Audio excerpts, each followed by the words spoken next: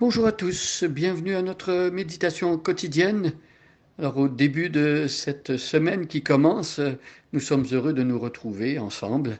Euh, c'est vrai que ceux qui étaient à l'église hier et qui ont pu chanter, célébrer Dieu, rencontrer des frères et sœurs, euh, vivre une communion fraternelle, oui, c'est dimanche avec des personnes que l'on rencontre, des frères et sœurs, des personnes qui ont la même foi que nous dans l'église. Ces dimanches nous font du bien. Après, nous revenons à notre programme, je dirais, quotidien. Je ne veux pas employer le mot routine, mais nous revenons à notre travail, à nos occupations, et la parenthèse est fermée. Et c'est peut-être dans ces moments-là que nous avons le plus besoin. On a besoin toujours, évidemment, mais d'une manière encore peut-être plus accru, besoin de revenir dans cette parole de Dieu pour la méditer, pour l'approfondir, la creuser. Et c'est la raison pour laquelle tous les jours de la semaine, nous voulons, par la grâce de Dieu, ouvrir la Bible, lire des passages en les méditant verset après verset. Nous voulons euh, étudier la Bible dans son contexte pour comprendre la pensée de l'auteur biblique, celui qui en premier a écrit ces psaumes. Nous voulons savoir qu'est-ce qu'il pensait, quel était le fil de sa pensée, et pouvoir justement comprendre et pour pouvoir ensuite appliquer ces vérités de la parole de Dieu dans notre vie personnelle. Vous savez, nous sommes depuis quelque temps dans le livre des psaumes et nous avons choisi de méditer ces derniers jours le psaume 150. C'est un psaume qui n'est pas très long, 6 versets en tout. C'est le dernier psaume du recueil biblique des psaumes et nous allons lire les 6 versets aujourd'hui. Je lis dans la traduction Bible du Semeur. Je vous invite à prendre votre Bible et à suivre avec moi. C'est un psaume qui nous exhorte à louer Dieu par la musique. Ça peut vous paraître étonnant, mais on peut louer Dieu avec des paroles, avec des prières, mais on peut louer Dieu en musique.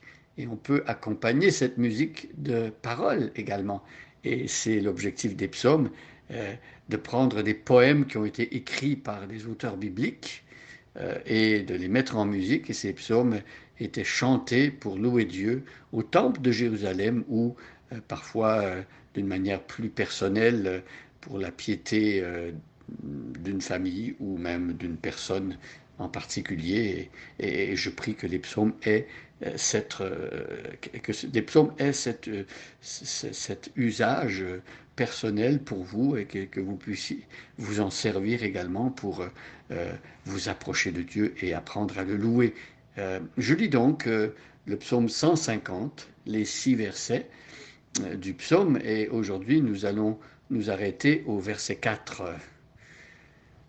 Louez l'Éternel, louez Dieu dans son sanctuaire, louez-le dans l'étendue céleste où éclate sa puissance, louez-le pour ses hauts faits, louez-le pour son immense grandeur, louez-le au son du corps, louez-le au son du luth, au son de la lyre, louez-le avec des danses et au son des tambourins, louez-le avec le luth et avec la flûte, louez-le par les cymbales bien retentissantes, louez-le par les cymbales résonnant avec éclat.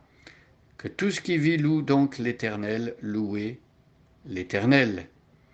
Alors, hier, nous avions vu au verset 3 qu'il était possible de louer Dieu avec des instruments de musique très variés. Dans ce texte, il est question d'instruments anciens dont on se servait même dans l'Antiquité, à l'époque où le livre des psaumes a été écrit, peut-être 1000 ans avant Jésus-Christ, donc il y a 3000 ans. Il y avait déjà des corps, il y avait des luths, il y avait de la lyre, il y avait des lyres, donc il y avait de ces instruments de musique. On va voir dans la suite du psaume qu'il y avait aussi des instruments à percussion, donc des instruments à cordes, des instruments à vent, des instruments à percussion existent depuis très très longtemps. Et l'exhortation du verset 3, c'était d'utiliser ces instruments de musique au service de Dieu et que ceux qui avaient le talent pour jouer de ces instruments puissent le faire pour amener le peuple de Dieu et leur propre cœur à reconnaître la grandeur de Dieu et à célébrer Dieu. Donc aujourd'hui, nous sommes au verset 4 et nous apprenons maintenant que la louange va encore plus loin. Écoutez le verset 4. Louez-le avec des danses et au son des tambourins, louez-le avec le luth et avec la flûte. Et donc ici, il est question d'utiliser son corps dans la louange. Alors c'est vrai que la danse, parfois on a l'image de la danse, des danses sensuelles, et on a du mal à associer Dieu à la danse, mais dans certaines cultures, peut-être plus que d'autres, on utilise son corps pour danser et exprimer sa joie et avec tout son corps élever le nom de Dieu pour que Dieu soit glorifié. Donc, peut-être que dans votre église, ça peut paraître étrange qu'on danse. C'est qu'on a souvent l'idée de danse que l'on retrouve dans le monde qui ne serait pas évidemment appropriée au culte de Dieu, mais il y a certainement une manière de danser qui pourrait glorifier Dieu. On se souvient que David, le roi lui-même, lorsque l'arche de l'Éternel était amené dans la ville de Dieu, David dansait autour de l'arche et il dansait de toutes ses forces et cela a plu à Dieu. Vous voyez, il est possible de louer Dieu avec des danses. Demandons à Dieu de sanctifier nos corps pour que si nous utilisons notre corps pour danser, que ce soit des danses qui soient sobres et appropriées et qui manifestent la joie de Dieu. Donc, louez-le avec des danses et au son des tambourins. Et là, ici, on a l'idée de louer Dieu avec des percussions, des tambourins, donc qui donnent du rythme. C'est possible de louer Dieu avec des chants qui ont du rythme. Ça, c'est beau aussi, vous voyez, il y a toute une variété de possibilités dans la louange.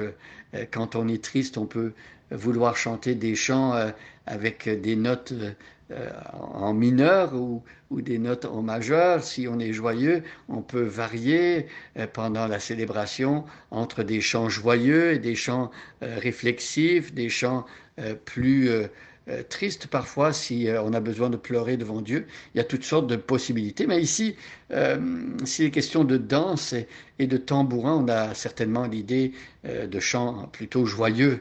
Et donc on loue Dieu avec des chants qui remplissent nos cœurs de joie parce qu'on pense à sa grandeur et on pense à ses hauts faits, comme on avait lu au verset 2.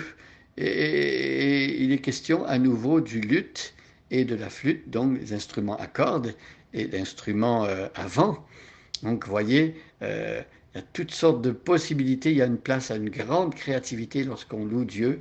Et j'espère que Dieu puisse inspirer des personnes qui ont des talents musicaux pour justement jouer sur cette palette qui est très très grande et de louer Dieu comme Dieu le mérite avec toutes les possibilités qu'il nous donne et tout ce qu'il a mis dans sa propre nature et dans la possibilité que les hommes ont aussi de chanter, de danser, de jouer des instruments de musique. Tout ça, c'est Dieu qui nous le donne pour qu'on puisse reconnaître sa grandeur et le louer. Bonne journée à chacun et à chacune et soyez bénis.